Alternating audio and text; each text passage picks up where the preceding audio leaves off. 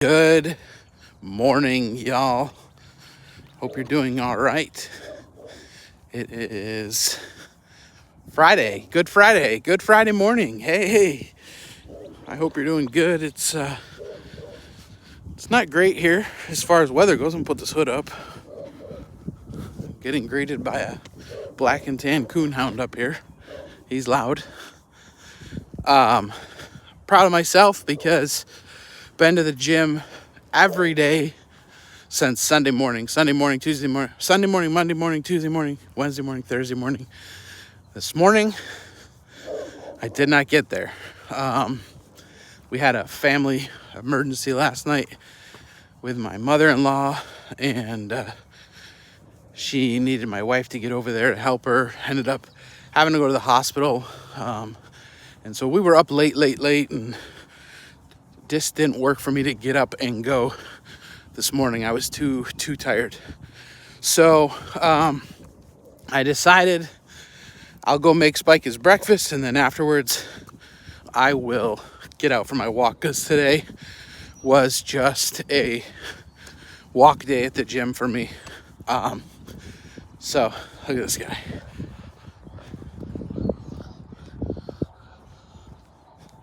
Puppy. I think that thing would kill me if it got loose. Oh no. Sounds vicious.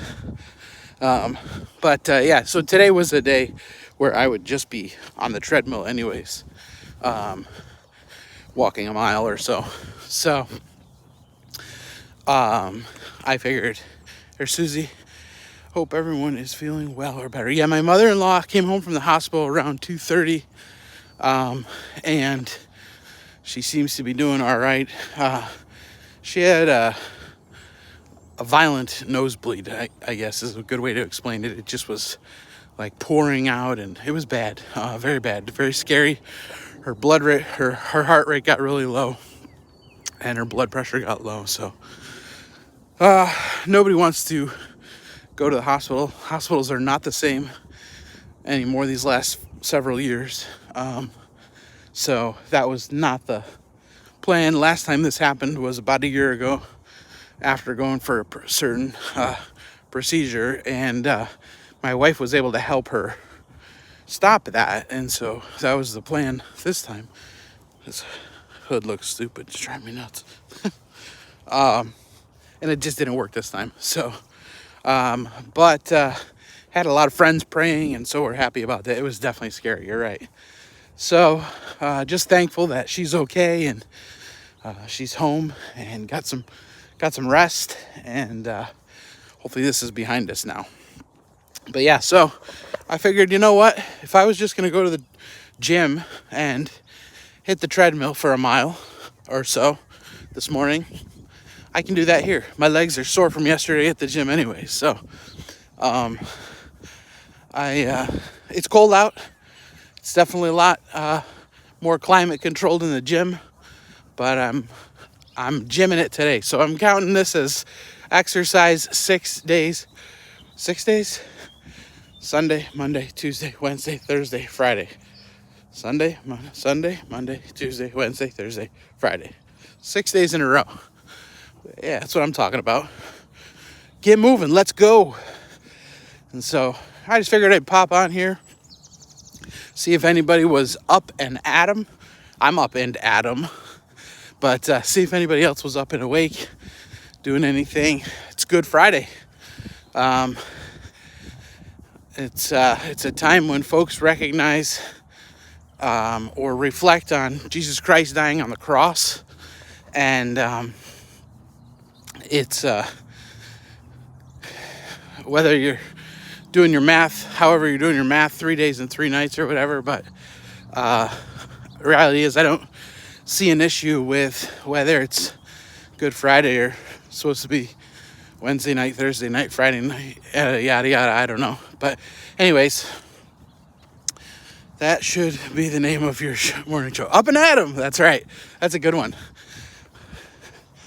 Except I'm not going to be up and at 'em every day. Anyways, this neighbor, he's got chickens. We live in a housing development, But he has chickens. It's pretty awesome. See if you can see him way over there behind the house. It's interesting. He's not paying for eggs, which is pretty nice, right? He doesn't sell them either, so he must not get too many. Anyways, yeah, it's a good time for us to reflect on Jesus Christ's death on the cross. Him now, those that put their faith and trust in him can confidently take comfort in the resurrection, because Jesus Christ didn't stay dead. He conquered sin and death, and because he conquered sin and death, you and I can live eternally with him. And it's a good day to be thinking about that. But it's a great day to be alive, be up and moving. I gotta take Mrs. Hartman Maid to the hair salon later. She went somewhere local. I'm gonna fix this hat. I'll tell you what, it's cold out here. She went somewhere local to get a haircut, and she was what she called cheaping out. She was trying to save some money because this lady's haircut was like a third of what she paid with this other lady. And now we're going to that other lady and paying her too so she can fix it. So that'll be that's an emergency unplanned thing today. She's a little nervous because she needs to get it ready before Easter. She doesn't want to. I think she looks great personally, but it's not what she was envisioning. And so we're going to go to this lady and pay her to, hopefully, God willing, give Heather, Mrs. Hartman Maid, what she was envisioning. So we'll do that later this morning, and then a little later today, I'm going to take my laptop probably so I can be working while she's getting her hair did. And then a little later this afternoon, going to meet one of my friends for lunch, a late lunch. Going to the old B-Dubs, Buffalo Wild Wings, because you can eat there on plan, guys. If you're on the carnivore diet and you're looking to stay there, you get your wings plain. They're fried in beef tallow rather than seed oil, which is phenomenal.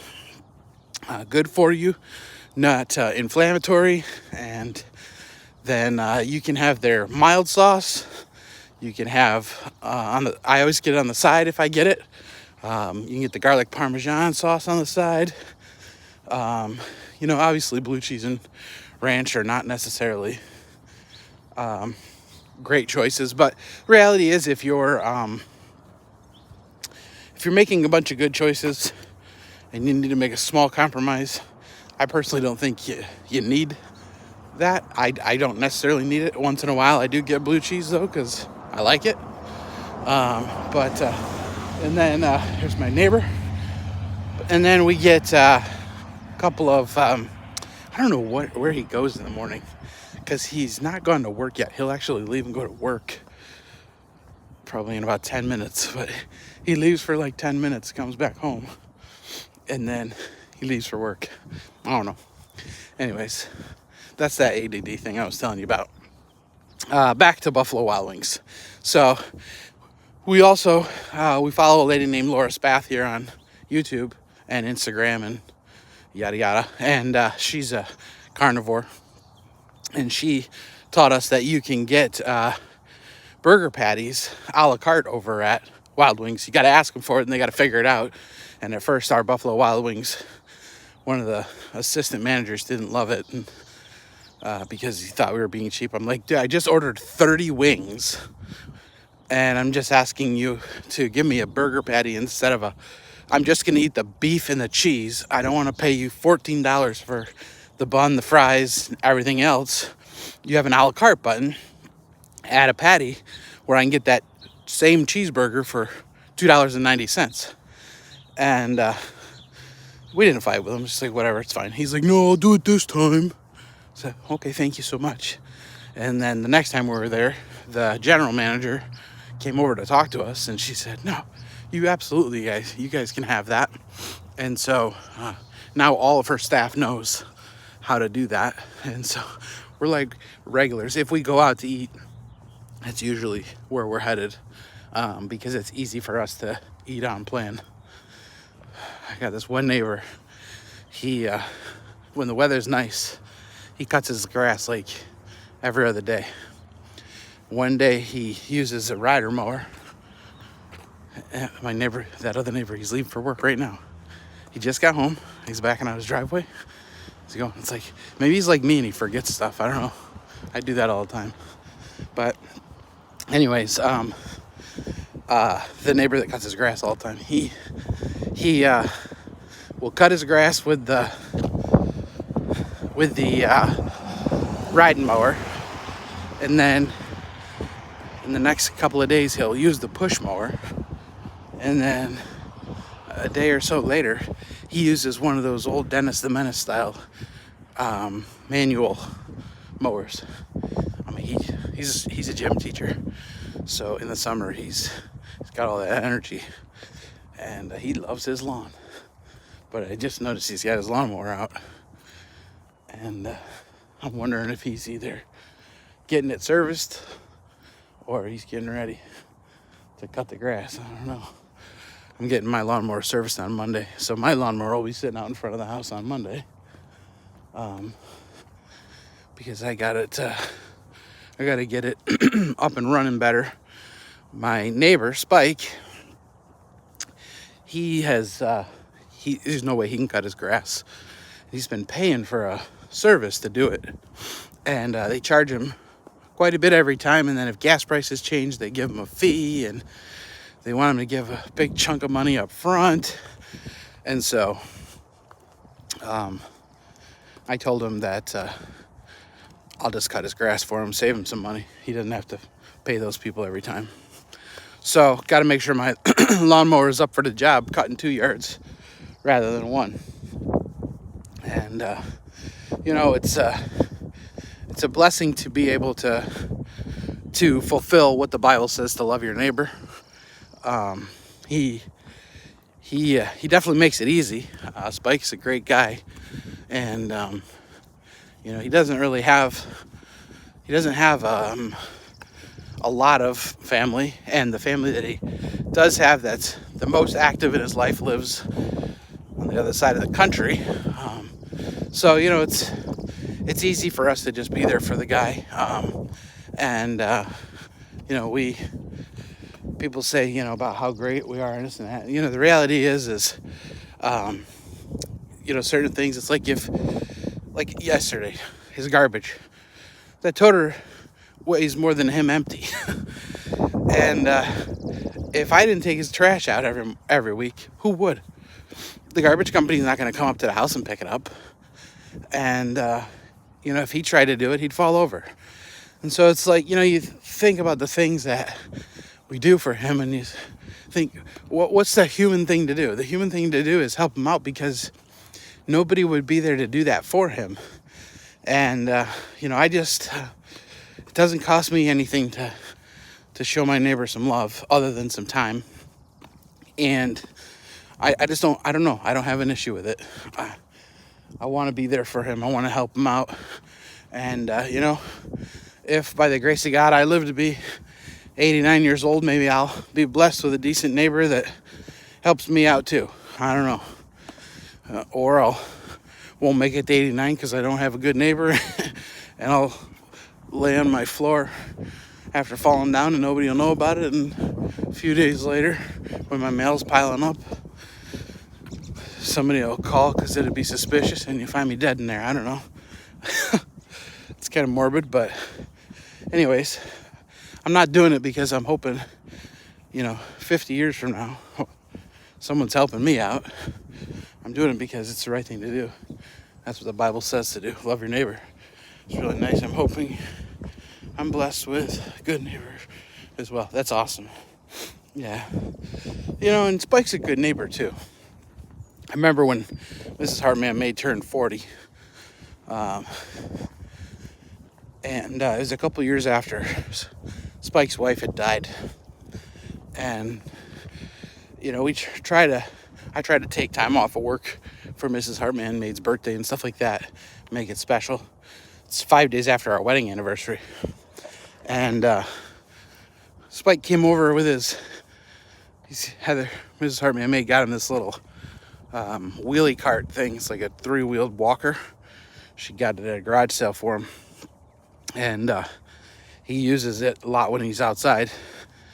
And he come walking over to the house with his little wheelie cart, and inside of the basket of it, he had a flower pot, and he picked her, more than a dozen roses off of his rose bush, and brought her over some roses. And Mrs. Hartman Maid and I, we both don't have any grandpas left, and to have Spike come over like that, it's like your grandpa just came over and gave you a birthday gift, and he didn't go out and spend all kinds of money, but he gave of something that was his, that he enjoyed, and it was just a really touching gesture. And he's just a good guy, and that's why it's not why, but it's one of the reasons we do the things we do for him. He got a nice haircut this morning. He said, sure feels nice having a fresh haircut. He says, I was having a hard time combing my hair. And the last time, he doesn't drive anymore, but the last time he got his haircut was about 3 or 4 months ago. And he shouldn't have been driving then. He drove himself to the haircut place, and he ended up waiting about 25 to 30 minutes for the haircut. And he has a hard time sitting because his back is so bad.